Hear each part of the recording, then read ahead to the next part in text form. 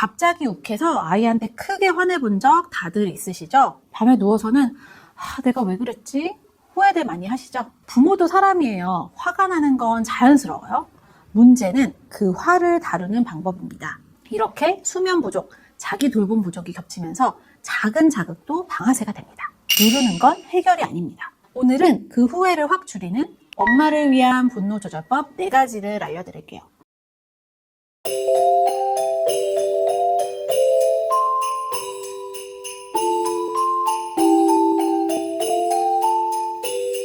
안녕하세요. 발달심리학자 유하나입니다. 갑자기 욱해서 아이한테 크게 화내본 적 다들 있으시죠? 잠깐 설거지하는 동안 잘 놀고 있어 하고 갔는데 다시 와보니까 장난감은 온통 널브러져 있고 물도 엎질러져, 또 과자 부스러기는 왜 탈탈 털어놨는지 말이죠. 그 짧은 사이에 형제끼리는 또 싸우고 속에서 울컥하고 올라오면서 버럭 소리가 나옵니다. 귀신 들린 사람처럼 말이 쏟아지고 아이는 무서워서 울고 밤에 누워서는 내가 왜 그랬지? 후회들 많이 하시죠? 곤히 잠든 얼굴을 보면 더 짠하고 미안하고, 그런데 며칠 뒤 또 같은 일이 반복돼서 후회합니다. 오늘은 그 후회를 확 줄이는 엄마를 위한 분노 조절법 4가지를 알려드릴게요. 화가 안 나는 법이 아니라 화가 나도 덜 상처 주는 법입니다.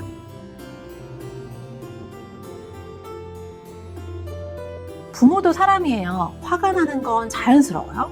문제는 그 화를 다루는 방법입니다. 최근에 내가 아이에게 자주 화를 냈다.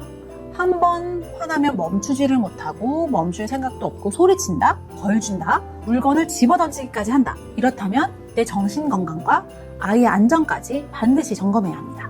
부모의 화는 아이의 마음속에 그대로 남아요. 부모가 쏟아낸 부정적인 감정, 부정적인 언어가 아이의 기억과 무의식 중에 담겨서 영향을 주게 돼요. 이게 지속되면 아이가 자기 자신을 부정적으로 바라보게 되고요. 그리고 아이는 크면서 그 일을 자기 나름의 잣대로 판결을 하게 됩니다. 이게 그렇게 혼날 만한 일이었나? 엄마가 그만큼 화낼만 했나? 이렇게요. 부모가 감정에 휘둘려 과도하게 화를 냈다면 지금뿐만 아니라 나중에도 관계에 금이 갈 수가 있어요. 연구에 따르면 아이에게 화를 내는 행동이 계속되면 아이의 정서 발달, 자존감, 문제 해결 방식에 나쁜 영향을 준다고 합니다. 특히 자녀들이 부모가 분노하는 모습을 직접 목격하면 그대로 영향을 받아 분노하는 아이로 자랄 수 있고요. 또 부모가 분노 조절을 못하면 향후에 아동학대나 체벌의 가능성도 높인다고 합니다. 많은 부모가 화낸 뒤에 죄책감을 느끼면서 다음엔 안 그래야지 하고 다짐을 하죠.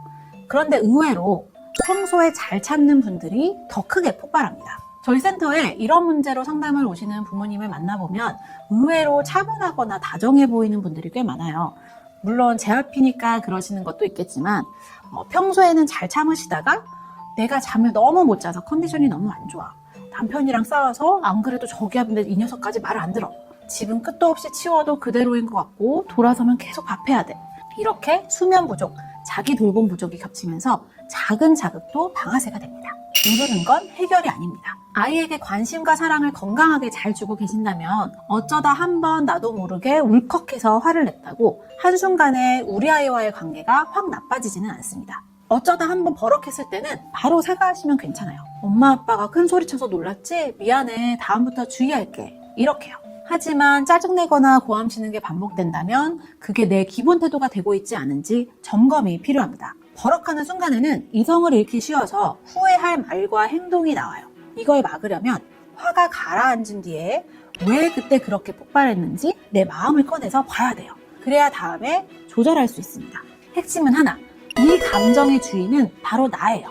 아이의 행동이 시작점일 수는 있어도 어떻게 표현할지는 어른인 내 책임입니다. 엄마 좀 화나게 하지 마, 아빠 좀 힘들게 하지 마, 이런 말들은 내 감정을 아이의 책임으로 떠넘기는 말이에요. 애가 화나게 한 게 아니라 내가 화난 거예요. 근데 교수님, 저희 아이는 진짜로 화나게 하는 행동을 많이 해요. 이런 말씀을 하는 분들이 있어요. 기억하셔야 될 점은 아이니까 잘못된 행동을 할 수 있다는 거예요. 중요한 건 점점 잘할 수 있게 알려주고 가르치는 거죠. 이런 경우에 어떻게 더 효과적으로 훈육할까 먼저 생각해 보시고요. 아이가 정말 유별나게 힘들게 한다면 아이가 감기 걸렸을 때 소아과에 가는 것처럼 가까운 상담센터나 병원에 가서 상담이나 치료를 받아보세요. 생각보다 가까운 곳에 있고 이전 세대에 많았던 선입견처럼 정신과나 상담센터에 다니면 정신적으로 문제가 있다라는 꼬리표가 따라다닌다던가 약에 중독된다던가 하는 부작용은 없습니다. 아이가 ADHD 증상이 있을 때 이런 이야기를 하시는 분들을 꽤 봤는데 ADHD 아동은 약물과 행동치료로 빨리 좋아지는 경우가 무척 많아요. 그리고 꼭 드리고 싶은 말씀이 있는데요. 아이 때문에 화난다 라고 생각하지만 실제 원인은 다른 데 있을 수 있어요. 육아 스트레스, 몇 년째 계속되는 수면 부족, 배우자의 낮은 육아 참여, 혹은 내 안의 불안, 수치심, 무력감이 화로 올라오는 거예요. 아이를 잘못 다루는 것 같은 나에 대한 실망감, 말 안 듣고 반항하는 아이와의 관계에서 오는 무력감, 이런 것들이 그 예입니다. 또 아이에 대한 잘못된 기대도 문제예요. 아이는 아직 발달 중이라 몇 번 말해도 안 되는 게 정상입니다. 어른들도 사소한 습관 잘 못 고치잖아요. 이제 학교에 갔으니까 청소년이니까 이 정도는 해야지 하면서 너무 높은 기준을 잡고 있을 수 있습니다. 연구에서도 부모의 비현실적인 기대가 높을수록 화와 짜증 빈도가 늘어난다고 합니다. 결론은 명확해요. 내가 버럭한 이유를 들여다봐야 건강하게 화를 표현하고 상처난 관계를 복구할 수가 있습니다. 지금까지 아이에게 화가 나는 건 자연스러운 일일 수 있다. 그런데 아이에게 화가 날 때 그게 아이 잘못이 아니라 여러 가지 다양한 요인이 복합적으로 작용할 수 있다는 말씀을 드렸어요. 그런데 여기서 교수님 그런데 그래도 계속 화가 나는 걸 어떡해요? 라고 말씀하시는 분들이 있을 거예요. 다음 영상에서는 그렇다면 우리 아이에게 화가 날 때 어떻게 대처할 수 있는지 분노조절법에 대해서 자세하게 알려드리겠습니다. 영상 아래 설명란을 보시면 아이박사 하나박사 온라인 상담실 링크가 있어요. 아이 발달이나 양육에 대해서 궁금한 점이 있으시면 링크를 눌러주세요.